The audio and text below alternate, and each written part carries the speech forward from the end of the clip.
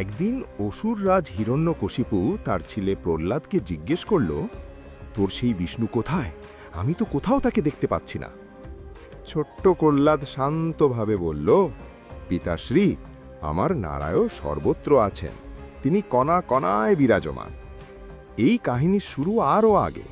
বৈকুণ্ঠে ভগবান বিষ্ণুর দুই দ্বার রক্ষী ছিল, জয় ও বিজয়।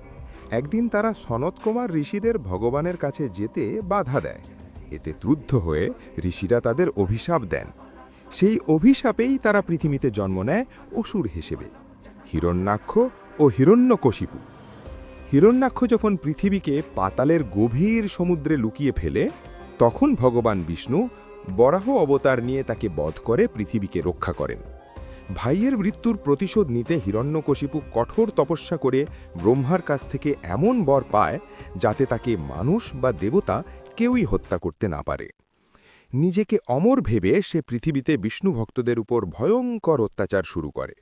কিন্তু আশ্চর্যের বিষয়, তার নিজের ছেলে প্রহ্লাদই হয়ে ওঠে ভগবান বিষ্ণুর সবচেয়ে বড় ভক্ত। ক্রুদ্ধ হয়ে হিরণ্যকশিপু বারবার প্রহ্লাদকে হত্যা করার চেষ্টা করে, পাহাড় থেকে ফেলে দেয়, হাতির পায়ে পিষে মারতে চায়, বিষাক্ত সাপের মাঝে ছেড়ে দেয়, কিন্তু প্রতিবারই ভগবান তার ভক্তকে রক্ষা করেন। শেষে হিরণ্যকশিপু তার বোন হোলিকাকে ডাকে, যার আগুনে না পোড়ার বর ছিল। হোলিকা প্রহ্লাদকে কোলে নিয়ে আগুনে বসে পড়ে, কিন্তু ঈশ্বরের লীলায় হোলিকাই পুড়ে ছাই হয়ে যায়, আর প্রহ্লাদ অক্ষত অবস্থায় বেরিয়ে আসে। এই ঘটনাই আজকের হোলিকা দহনের প্রথার সূচনা। সব শেষে ক্রোধে অন্ধ হয়ে হিরণ্যকশিপু প্রহ্লাদকে জিজ্ঞেস করে, তোর সেই বিষ্ণু কি এই স্তম্ভেও আছে? প্রহ্লাদ দৃঢ় কণ্ঠে বলে, হ্যাঁ, তিনি সর্বত্র আছেন। ক্রোধে হিরণ্যকশিপু স্তম্ভে আঘাত করতেই ভয়ঙ্কর গর্জনে স্তম্ভ ভেঙে বেরিয়ে আসেন ভগবান বিষ্ণুর নরসিংহ অবতার, অর্ধেক মানুষ অর্ধেক সিংহ।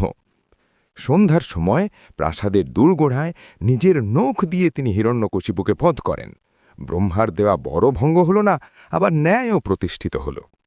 এইভাবেই ভগবান প্রমাণ করলেন, সত্যিকারের ভক্তি থাকলে তিনি নিজেই ভক্তকে রক্ষা করতে অবতীর্ণ হন। কমেন্টে অবশ্যই জয় বিষ্ণু অবশ্যই লিখে যাবেন।